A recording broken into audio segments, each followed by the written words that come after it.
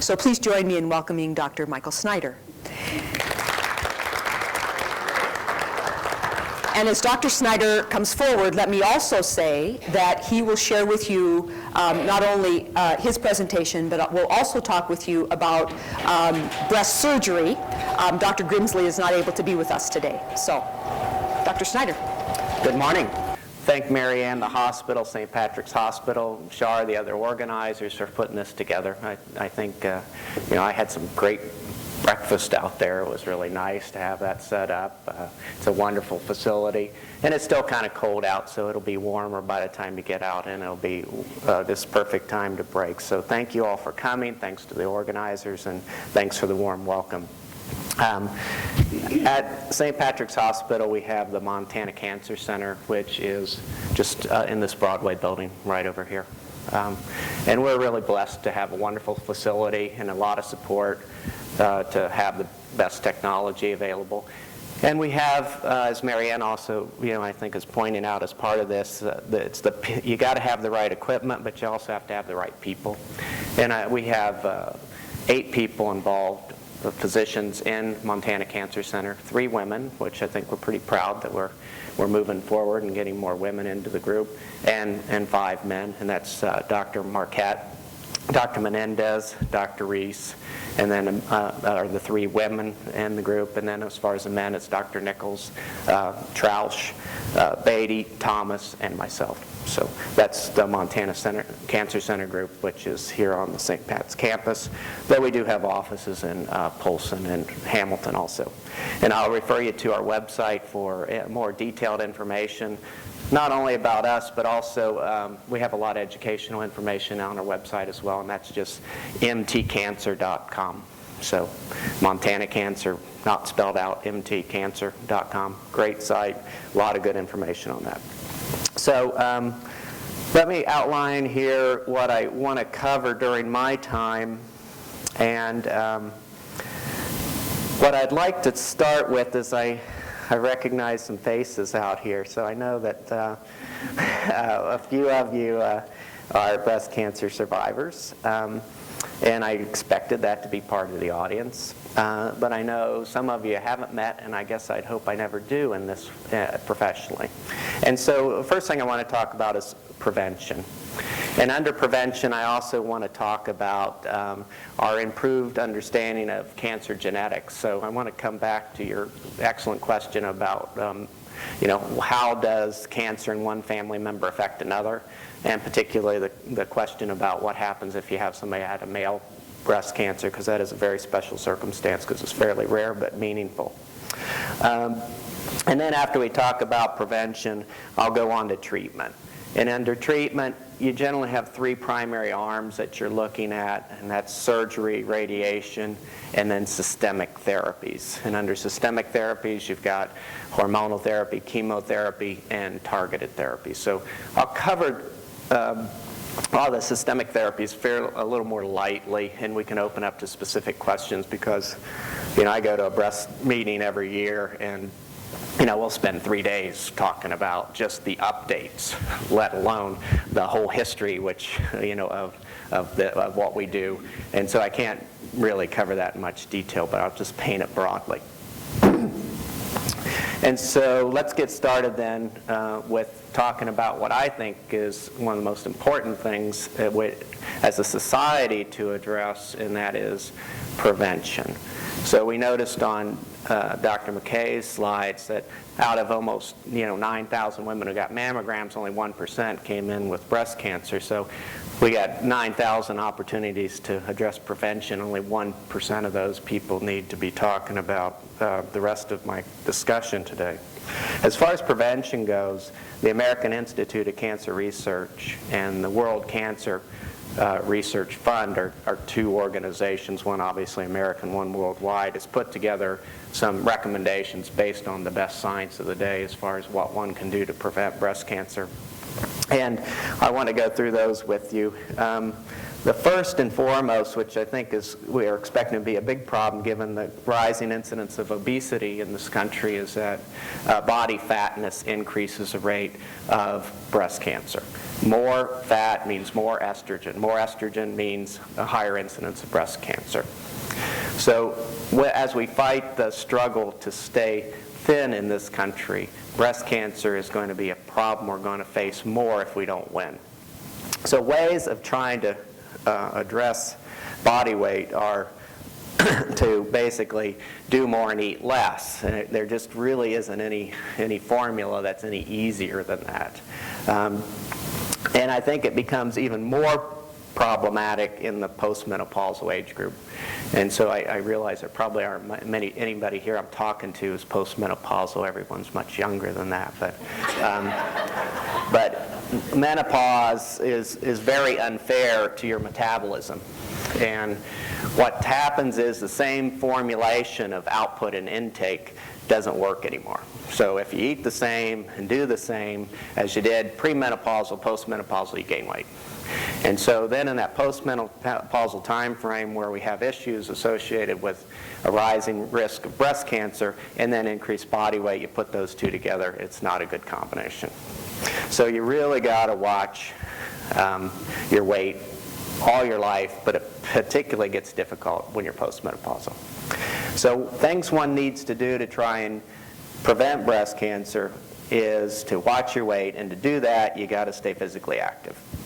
And staying physically active has a lot of other benefits, but we're talking about breast disease today. Yeah? They just had a program on PBS regarding lack of sleep also on the week. Our country is getting less and less sleep, and they're finding that blood sugar levels are changing for the people who are getting adequate sleep, and this is especially prevalent in our high school students because they notoriously don't get enough sleep.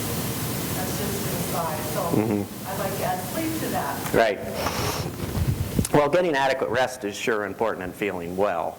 And anytime you break from what is natural, I think you're likely to break from what is healthy. So it is natural for us to be physically active. And so generally you need to get out and exercise at least 5 times a week in some sort of cardiovascular way. Intense exercise is not necessary. It can be as simple as walking. But you need to get out and do it regular 5 times a week. And you probably need to walk in the order of 50 minutes. If you're doing more intense exercise, it can be a shorter period of time. But you need to get out for in the order of 50 minutes 5 times a week as far as aerobic activity to help maintain your weight. If you don't do anything, then the amount of intake you can tolerate is trivial. So you basically look at celery and gain weight. So you've got to be physically active. Additionally, as far as food intake, you really have to watch energy-dense foods. So things like sugary drinks and fast foods are horrible. You can't exercise enough to offset the amount of calories you get associated with those foods. So try and go with plant foods, fruits and vegetables, particularly non-starchy vegetables. Anything green leafy particularly is great. And you can almost not overconsume those things. If all you have in front of you is lettuce, you can eat all you want. As far as animal foods, you can have red meat. Just limit the amount you take. Alcohol is something that there's a lot of mixed and I think misinformation out there as far as its role in breast disease. Definitely overconsumption of alcohol does increase a woman's risk for breast disease and breast cancer. Overconsumption appears to be more than a drink a day. So a drink a day, according to your heart doctor, is healthy, and it is healthy. Having more than that a day on a routine basis does increase your risk of breast cancer. Generally, as far as eating foods, it's best to eat food. Don't eat things that you need a PhD in chemistry to understand the label. Anything that you look at the label and you don't even know what's in it, no matter what it says as far as the advertising, it's not healthy. Okay. As far as supplements go, I get a lot of questions. People have their favorite nutritional supplement. And We've studied many supplements and vitamins in cancer prevention, and none of them have ever borne out to be effective. The best thing is to eat right, keep your weight down, and you really don't need any supplements as far as the cancer prevention goes. If you're young enough to still be bearing children, then breastfeeding is a healthful way to go, and we encourage that. And as far as our breast cancer survivors, you need to follow up all the same routine recommendations for screening as anyone else. Just because you got one cancer doesn't mean you can't get another. You don't get a free ride. So you got to get your colonoscopies and your pap smears and those type of things as appropriate. Okay. Questions? Anything else as far as lifestyle issues in breast cancer? Okay. Another issue that I think there's still some misinformation out there I'd like to clarify a little bit is hormone replacement therapy. I just saw an editorial in the Missoulian, it was a few days ago, talking about natural hormone replacement as being a safe and effective way of treating postmenopausal women for hormone deprivation syndromes. That is totally unproven. Essentially, there's nothing natural about a postmenopausal woman having estrogen in high levels. That isn't natural. It's not normal. And within the traditional medical community of which I've trained, I've seen that same discussion brought forth as was brought forth in this editorial time and again, which is, well, it isn't so much that estrogen replacement in the postmenopausal woman is the problem, it's how we're doing it. So if we just give it a little different or a little different drug, then it'll be okay. So what we did is we said, oh, well, the reason that we're seeing more breast cancer in women we're giving hormone replacement to is because we're giving too much. So we gave less. And then we said, oh, it's not because of the estrogen, it's because we're not giving progesterone. So we gave progesterone and estrogen together in something called Primpro. A lot of people heard about or took even during their day. That was just as bad. So what we've learned over time is no matter how we try and fool the body, when you're postmenopausal, you're postmenopausal. And if you're on hormone replacement, realize it's going to increase your risk of breast cancer. If it's worth it to you, then that's your choice. But there isn't any magic no matter what type of estrogen replacement you get. Yeah, I figured that would break questions. Are you suggesting that the body compensates for itself? Uh-huh. Yeah. I mean, it doesn't make you young again. No. Change and move from one position, our body is going to know that more than Right. we are. Yeah, up until, the 1960s when we started giving hormone replacement, no woman ever had exogenous estrogen after menopause. It was the natural response to aging. You go through your childbearing years and you're done, and thus you don't need to cycle and have estrogen.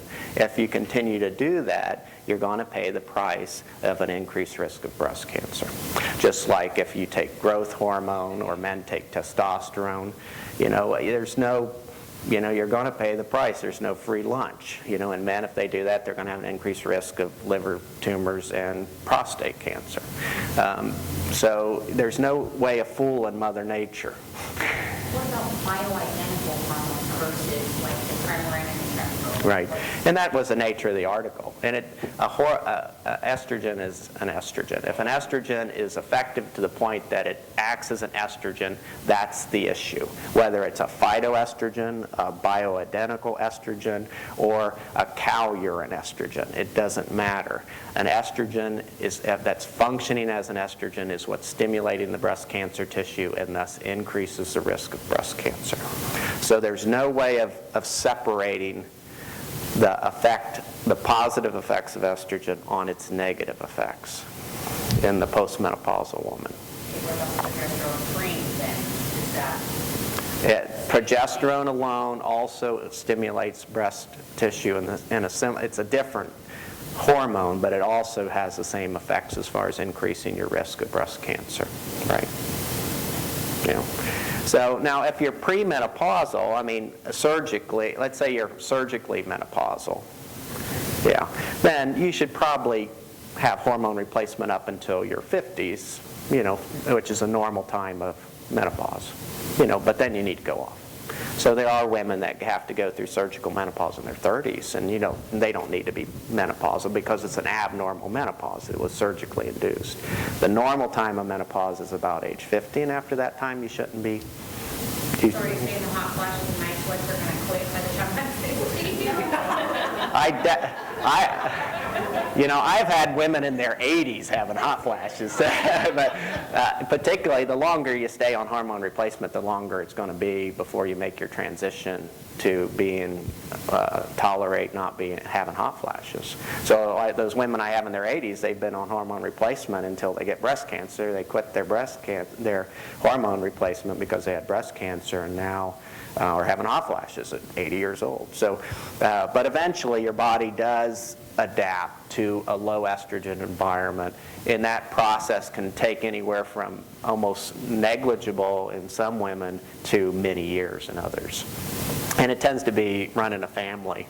So if you can kind of tell from your mother if she had a natural menopause, or your sisters if they're older, it ought to be somewhat similar.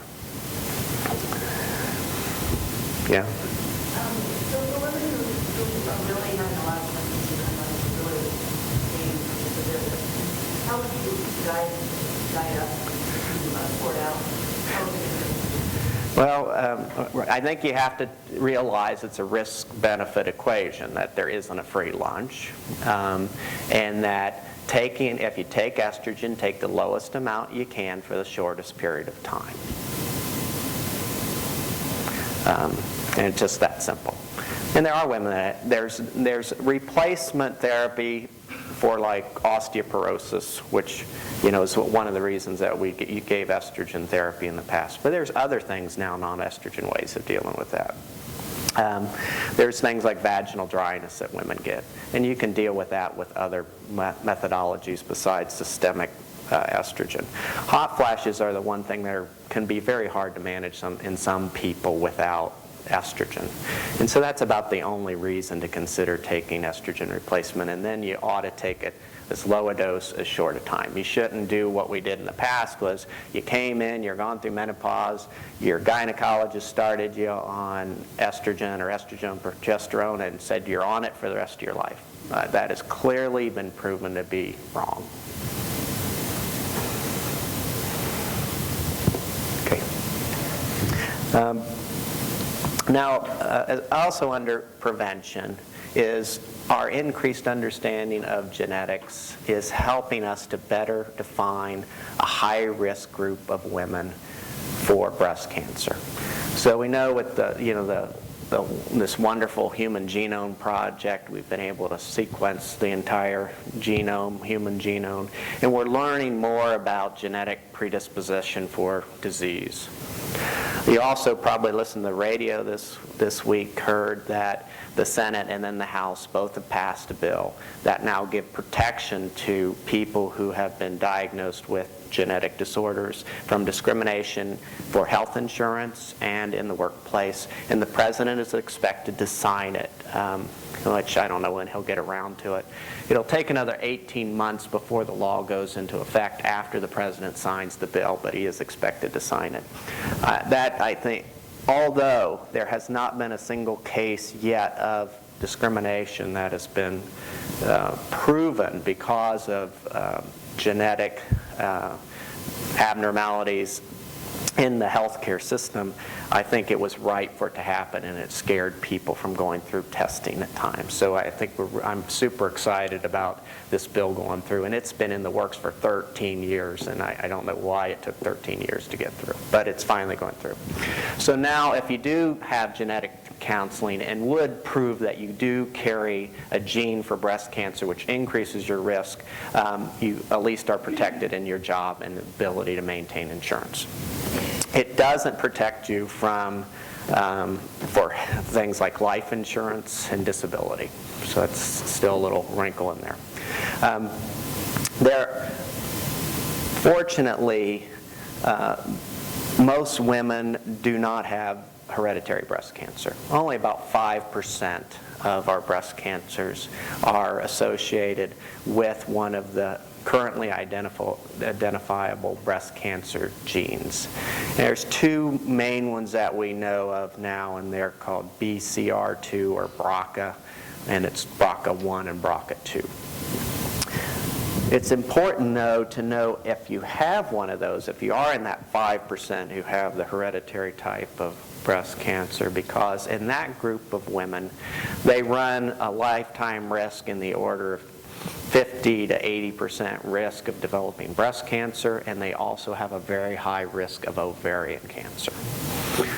So in this group of women, generally we will recommend the very dramatic, but unfortunately the only effective therapy, which is bilateral mastectomies and oophorectomy, removal of the ovaries.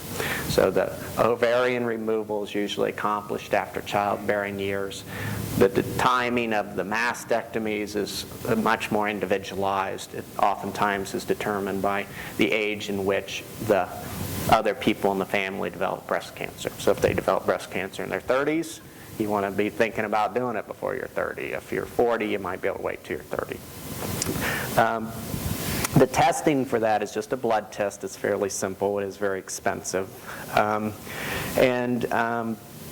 It only applies to a fairly small group of people that have breast cancer at a young age. Anyone who developed breast cancer under age 40 needs to be considered for testing. Anyone who has a bilateral breast cancer comes in with breast cancer on both sides.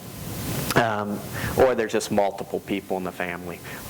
Because of the common nature of breast cancer, most women will have someone, either an aunt or uncle, or uncle not as often, aunt, grandmother, somebody who had breast cancer, just because it's so common. And that doesn't mean you're in this high-risk group that needs to get the genetic testing.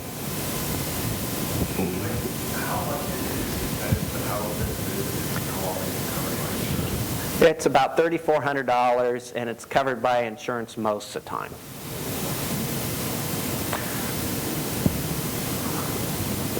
Yeah. Yeah.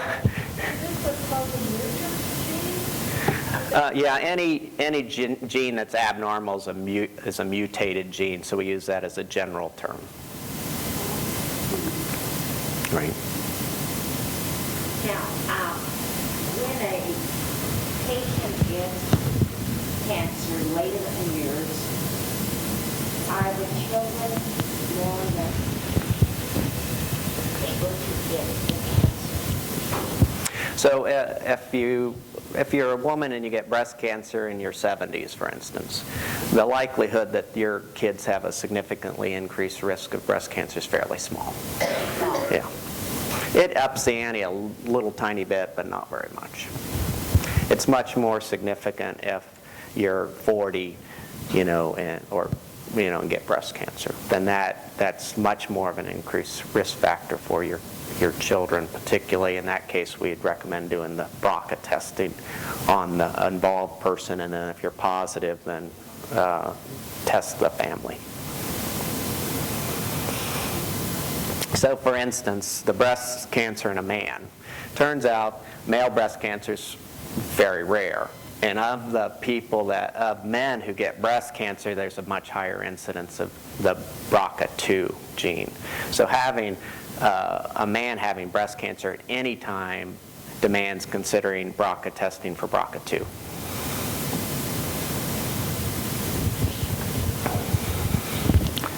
So it's a quick answer to your question. Okay. Any other questions on prevention before we take the last half an hour and talk about surgery, radiation, and other treatments? Well, I was thinking about environmental issues. Well, I think we in the United States, we're all really concerned about the horrible high incidence of breast cancer that we see in this country, and one of the concerns is environmental. substances. One of them that would make sense is environmental estrogens. The reason is that as you go through all the different risks for breast cancer, early menarche, late menopause, childbearing late in life, not breastfeeding, hormone replacement therapy, all those have one uniform thing. They increase your lifetime exposure to estrogens. So anything that increases your lifetime exposure to estrogens, if it's an environmental estrogen, if it's a phytoestrogen, it's a bioidentical estrogen, or your own intrinsic estrogens, then that will increase your risk of breast cancer. With the environmental things, hasn't been, despite the studies that have been done, I think a fair amount of effort that's gone into it, I can't tell you what to avoid right now. It's not clear enough to say, which of them are such a hazard that we need to pull them off the market. Yes? If you had hormone protection in the past and you don't now, do you still risk of breast cancer, or is that going to dissipate? It dissipates over time. Yeah. So it's kind of like cigarette smoking. After you quit for about 10 years, your risk starts going back down to normal. Yeah. So it just increases your, taking estrogen replacement. Like I say, if you're really miserable, fine, but try and make it slow. Don't just go on it and stay on it forever and just forget about it. Okay, so let's go on and talk about treatment of breast cancer. So Dr. McKay really did a great job outlining how women have to go through the potential diagnosis of breast cancer. And I've tried to talk to you a little bit about prevention, because I'd rather you not get it in the first place. But let's say, despite all that, you get breast cancer. And I can tell you that I think we have a fairly healthy community in Missoula, and I think the fact that we have people like you coming out on a Saturday morning to learn about how to prevent breast disease and breast cancer is an example of that. And I see people come in that have had incredibly healthy lifestyles that still get breast cancer. So even if you do everything right, you can still get breast cancer. And as far as the treatment of breast cancer, there's three things that we do in assessing and treating breast cancer. Surgery is still part of the treatment in almost everyone. Radiation therapy is involved in the majority of women who are treated for breast cancer. And then systemic treatments, which are things that go through and treat your whole body as far as its risk of breast cancer, which include hormonal therapy, chemotherapy, and new things called molecularly targeted therapies, are becoming much more refined over the years. And it used to be we did more of a pan approach as far as systemic therapy for women, and now it's becoming a lot more focused given the individual nature and the genetics of that particular breast cancer. So I'll just kind of talk about that in general in the last part of my discussion. So let's start with surgery. So picking up from Dr. McKay, if you get a biopsy and it shows a cancer, in the biopsy, usually all the cancer hasn't been removed. So then you have to have the bulk of that cancer taken out surgically. There have been studies looking at putting in a probe and cooking it or freezing it or doing very focused radiation, other things to try and get away from the surgery. But surgery, I think, is here to stay, because not only does it take the worst of the cancer out, it also gives us important information about how to adjust our systemic therapy. So when I'm talking, just said, in our systemic therapy, it's getting a lot more tailored to the specifics of your specific cancer. We need a chunk of that cancer that we can evaluate in the lab to make that determination. So if you do something that doesn't remove it, then we don't have the specimen to work with. So I think surgery is going to remain a big part of how we treat breast cancer. Generally, women are asked to decide whether they want to have a lumpectomy or a mastectomy. That's the primary decision tree. Some women don't have the option. if their cancer's more advanced, sometimes they don't have the option of lumpectomy. And that's something your surgeon and you usually work out together. One of the questions that comes to me time and time again is, should I have a mastectomy to be more aggressive? Or should I have bilateral mastectomies to be more aggressive? Well, you can, but it doesn't improve your chance of being cured.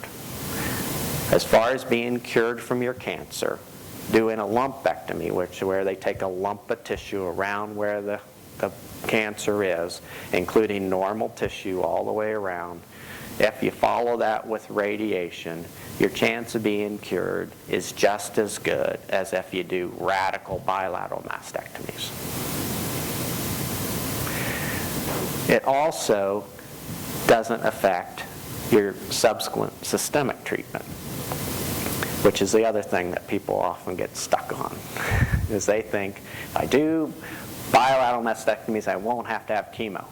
Well, the chemo's not determined by the extent of your surgery, it's determined by the extent of your cancer. So if your cancer is more extensive, you have to have chemo, regardless of what you do surgically. So the approach, your mindset as one addresses whether one wishes to have a lumpectomy or mastectomy needs to not be made on whether you're going to be cured more often or you're going to have chemo or not. It needs to be on what is right for you. And that decision then is generally made on, whether you can have a lumpectomy because of the extent of your disease and your personal preference as far as managing your post-cancer treatment life. The surgery is very safe, and most at the worst, you usually just have to stay in the hospital overnight and out. And there is, if you have a mastectomy, you have to have a drain under your arm, and that's pretty uncomfortable for a week or 10 days. But then generally, women heal up very well. Currently, we never take any of the muscles, so you should be able to rehab and resume normal strength and activity without limitation. In addition to removing the primary tumor as part of your surgery, either with lumpectomy or mastectomy, if you have invasive disease or risk of invasive disease, and that term is distinguished from in situ disease. And so some people have something called lobular carcinoma in situ or ductal carcinoma in situ. If you have it in situ, you don't have a risk of it spreading. Anytime there's invasion, there's risk of spread. In that case, you have to have a lymph node or lymph nodes checked. If you have a small tumor, and we can't feel anything abnormal under the arm, then you can have something called a sentinel lymph node. And what they do with that is they inject a little medicine in around where the part of the breast where the tumor is, and then that gets picked up by the lymph tissue, just like breast cancer cells might get picked up by the lymph tissue, and carried underneath the arm to what we call the sentinel lymph node, meaning the primary lymph node that is going to be picking up any cancer cells if they've drained from the primary tumor in the breast to the lymph nodes under the arm. This helps us identify a single node. Thus, with a little incision like this, they can go in and pop that one node out. And then we use that information in part of tailoring the treatment individually for each person given their unique circumstances. So currently, you can get a lumpectomy, which can be a little incision about like this with removal of part of the breast, sentinel lymph node, little incision again here, one lymph node out, be home the next day or same day, and to anybody but the most focused observer, you'd almost never know that you had anything done. And that is a chance of cure that's equal to the old school doing radical mastectomies on both sides. Yes. When you take a lymph node, can you tell by that if the cancer has spread anywhere else throughout the body? Is that the object of this? Right. So the reason we have to take a lymph node is because there's not a lab test or an X-ray that is good enough to define your risk of the breast cancer spreading better than looking at a lymph node or lymph nodes. So if you have one lymph node that does show cancer cells in it, then we have to take more to try and get them all. That information is nothing we've ever been able to come up with is better at predicting your risk of spread. And once it's into the lymph node, you're starting to deal with at least about a 50% risk that that's the tip of the iceberg, that there's more cancer cells that have spread elsewhere in your body beyond that lymph node. So that's what that tells us. So it's hugely important in determining prognosis. And that's then what guides therapy coming down the road. Yes? Now, can you tell by this test where else it has spread to? No. No.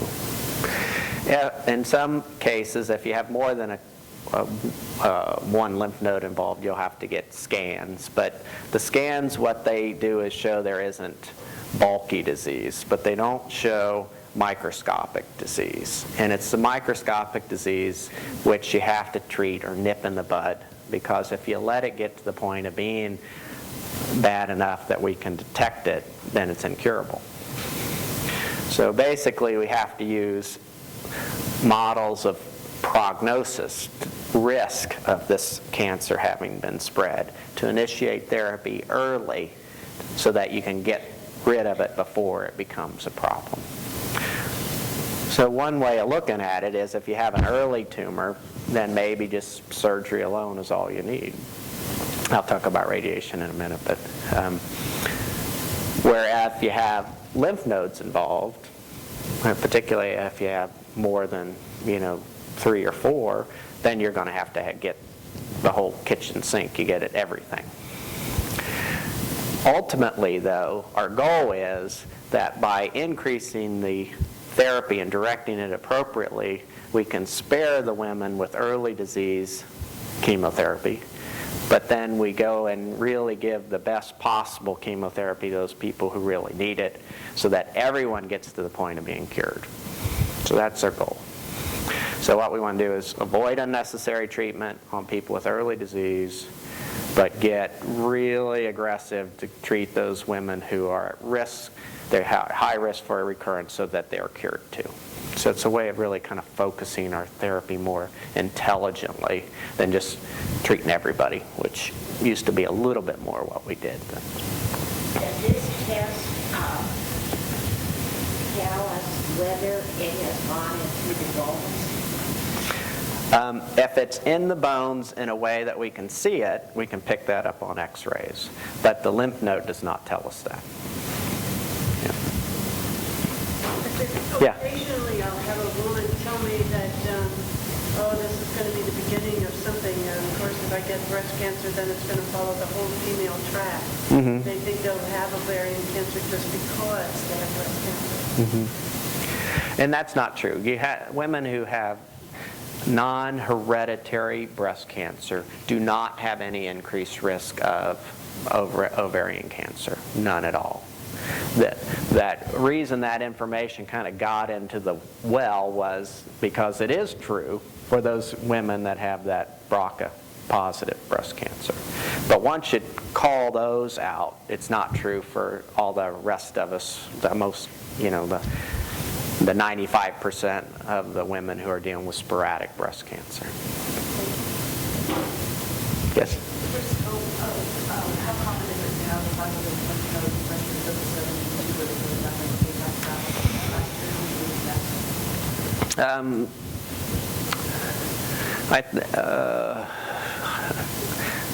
It varies a little from community. Our community, we have a tumor registry here, so all the information on all the patients who get cancer in this community go into a registry, and in that registry then we have all the information. And we showed that we had a higher incidence of early breast cancer in our community. I mean, we're doing better than the rest of the nation as far as getting people early. So I thought that was pretty cool. So we are dealing with probably about 70% of the patients we see not having lymph node involvement at all. And then amongst the 30% that do, you have the whole spectrum from those that come in and it's already spread to their bones or their lungs or their liver or their brain, and those that just have it spread to one lymph node up to 15 lymph nodes. Okay. Yes? How far back did your registry go? 1992, I believe. Yeah. And we do, assess that information, query it periodically, and then every year we do a full annual report that is published and available to the public. And the information is also available on, you can link it off of our website, mtcancer.com. So it's a community resource, and if you have an interest, you can look into that. Okay, so that's surgery.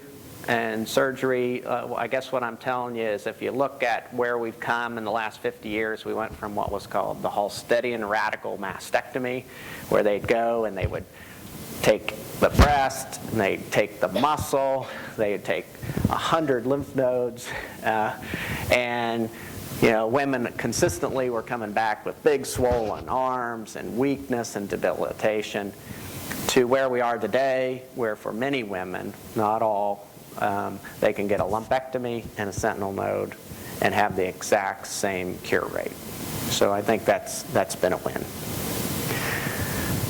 Part of the way we've been able to get there is with improved radiation. And radiation has also improved a great deal as far as its safety. Used to be they used cobalt. Cobalt was an old form of radiation which you didn't have very fine control over, so you'd get scatter of the radiation to women's lungs and to their hearts, and so they could get heart disease or lung disease because of their treatment. They could end up with cancers in the radiation field. They could end up with more swelling, lymphedema, swelling in the arm.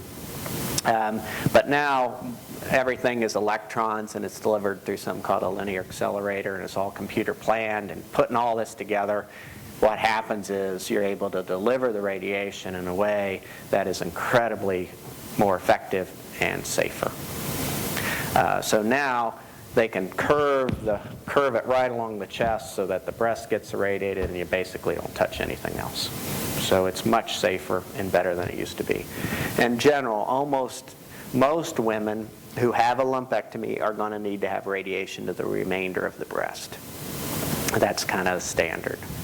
Radiation programs are changing, though, and they used to be as pretty much 6 weeks, 5 days a week. It only takes about 20 minutes a day, and it doesn't hurt, and you're in and out of there fairly quickly. But now there are some protocols that are even getting it done in 2 weeks, and so it's pretty nice, particularly for women who are out of town. Probably all you guys are in-towners, but our catchment basin is from Salmon, Idaho, up to Superior, Kalispell, down through Butte, Dillon to here. So you can see a 2-hour drive to get your 20-minute treatment 5 days a week for 6 weeks can be a real pain. So they are working on some more abbreviated programs, and I know that they're doing some of that now. So radiation is just a lot more effective than it used to be, a lot safer, and Dr. Marquette and Dr. Menendez run that program along with St. Pat's, and they do really a great job. Like I say, if you do a lumpectomy, then you do have to treat the rest of the breast, because you do get contamination of the whole breast, even with the small cancer. So it turns out if you don't treat it, there's a risk for recurrence within the breast. So that's the way of doing it, yeah. In light of that, I'm concerned about your word cure. Uh-huh. That just sounds like, well, if you have a toothache, you go to the dentist and builds the filling, and it's not the same thing. Cure takes a long time. No, it's not like a toothache, No, it's not. And so, but I do intentionally use the word cure because the majority of women with breast cancer at this day and age are cured. That we aren't just buying them time. They are cured. I think if you take all comers right now, all women diagnosed with breast cancer in this country, I think 80% are cured, meaning it never comes back. That's not comes back 10 years from now, 20 years from now, it never comes back. So, when I talk to women who I'm seeing with breast cancer, I'm always thinking cure. That's our goal. Now, if it changes to the point where the disease comes back, that changes. That cure thing is not part of the equation now, and that becomes quite clear. But that's not what we're about from the get-go. But yeah, it's a lot harder than going to the dentist. Yeah. Sometimes I feel like a dentist. People aren't that happy to come and see me. Okay. So we got about 10 minutes left. So we'll catch up and then we'll do systemic treatment. And I think 10 minutes is plenty of time for that. I'm curious, what are the side effects nowadays of radiation? Well, radiation is pretty, when we're focusing on breast treatment, it's pretty much a little fatigue and redness, sunburn, possibly even a peeling sunburn over the breast. And that's it, period. Chemotherapy, the side of, we have now in the treatment armamentarium for breast cancer probably 50 different agents. Each one have their different potential side effects. So it varies a great deal depending on the particular formulation. And that's what I think is just really kind of beyond the discussion, beyond the scope of what we can talk about today. So let me talk about, with that lead in, systemic therapy is the term I'll use. That includes chemotherapy. And just kind of paint some broad pictures. I think more the concepts of where we're going today with the treatment of breast cancer. And this is really where the big changes have been. I've told you there's been a big change in surgery over the last 50 years. There's been a fairly big change in radiation over the last 10 years. But if you look at what's changed in systemic treatment for breast cancer in the last 5 years, it's just been exploded. It's just revolutionized. It's a whole different deal. And a lot of it's because of our understanding of molecular biology, which has come out of the Human Genome Project and all the spin-off of that. So our understanding of the genetics of cancer is really just moving things forward at a very rapid rate. And we've had some fairly substantial changes. And the changes in systemic therapy have been basically being able to tailor an individualized treatment more effectively given the individual characteristics of a woman's breast cancer. If you look at breast cancer across the spectrum, it's everything from a fairly slow-growing, what we call indolent disease, which requires very little treatment at all to cure it, to disease which is very aggressive, highly lethal, which requires very aggressive treatment. And so what we have learning is how to call that out, how to look at the tumor more precisely, know its individual strengths and weaknesses, and exploit those in our favor to better take care of the individual person. Let's talk a little bit in general. One, hormonal therapy for breast cancer can be remarkably effective. For women who have estrogen and or progesterone receptor positive breast cancers, which we determine that by having a piece of the breast cancer that we send to a lab, and we look for these receptors that are created by certain genetic expression of that cancer. And what we now have are a couple very potent categories of therapy that we either use in combination or sequential or one or the other based on those characteristics of the tumor with markedly improved effectiveness over anything we had before. Now, hormonal therapy has its side effects. It can have hot flashes. It can cause bone weakness. It can sometimes cause some changes in your skin texture and turgor, dryness. But in the scheme of things, toughen it through therapy with those type of side effects versus letting yourself be at risk for recurrent breast cancer, I think clearly that is something most women are happy to do. So they do have some side effects, but in the scheme of things, most people are well willing to tough it out for the benefits.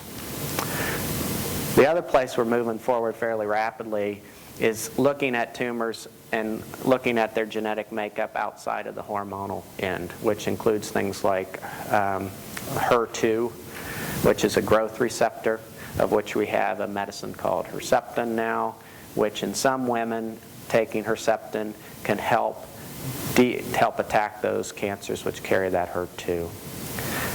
We're also looking at other new markers which give us a better idea of who needs to take certain medicines. Upregulation of, let's say, something like TOPO2 means maybe you're better off taking an anthracycline. Other people may be better off taking something called a taxane. So it's a way of better focusing your whole therapy using either just hormonal therapy, just chemotherapy, just targeted therapy, or all of the above, based on the nature of your specific tumor. So we're trying to treat smarter, and I think with what we're learning, that's happening. Chemotherapy still has side effects like hair loss, mouth sores, diarrhea, weakness, fatigue, lots of stuff. One thing, though, we have learned over the years is to better deal with these side effects that are caused by chemotherapy. And so we have better medicines to block nausea, better medicines to help offset the low immune response that you can get associated with chemotherapy, things that can help your energy, things that can help the anemia. So we've developed a whole bunch of supportive things that just help the same treatment to be easier tolerated today than it used to be. And then amongst the targeted agents, these are drugs that sometimes in certain groups of people can have very miraculous effects with almost no side effects, except your wallet. They tend to be really expensive. But they go in and they attack a specific growth receptor. They're not a typical chemo drug in the sense that, you know, your hair comes out, you get nauseated, and they can have just an incredible adjunct and effectiveness, and I think that's really where the money is in the future of cancer treatment. We have several new of these kind of smart bombs, you know, kind of things that can go in and be a lot more specific in their effect against cancer, for breast cancer, colon cancer, lung cancer, a lot of other things, and that's where the development is really moving forward in a rapid way. So overall, what I wanted to talk about today was I wanted to focus on prevention because I don't need the business. I'd rather you just stay well and out of my office. Just to let you know the genetics piece is out there. It's only important for a small group of people, but hey, if it's you, it's real important because it's not only important to you, but it's important to your family. Then treatment, understanding that with surgery, less is more for most people. It's good. Radiation is much safer. I know a lot of people, you know, are afraid of radiation. I am. But the way it's done now, it's very safe, very effective. And that's just because of the computer world that's allowed us to deliver it so much more effectively. And within systemic therapy, it's a rapidly moving field and where we're treating a lot smarter. And so what our ultimate goal is to cure everybody with breast cancer. We aren't there, as you know. But we're getting better at defining treatment that's specific to each person's needs and thus being able to bring more and more people into their natural lifespan. Okay, well, to keep on time, we better move on. Thank you for your attention.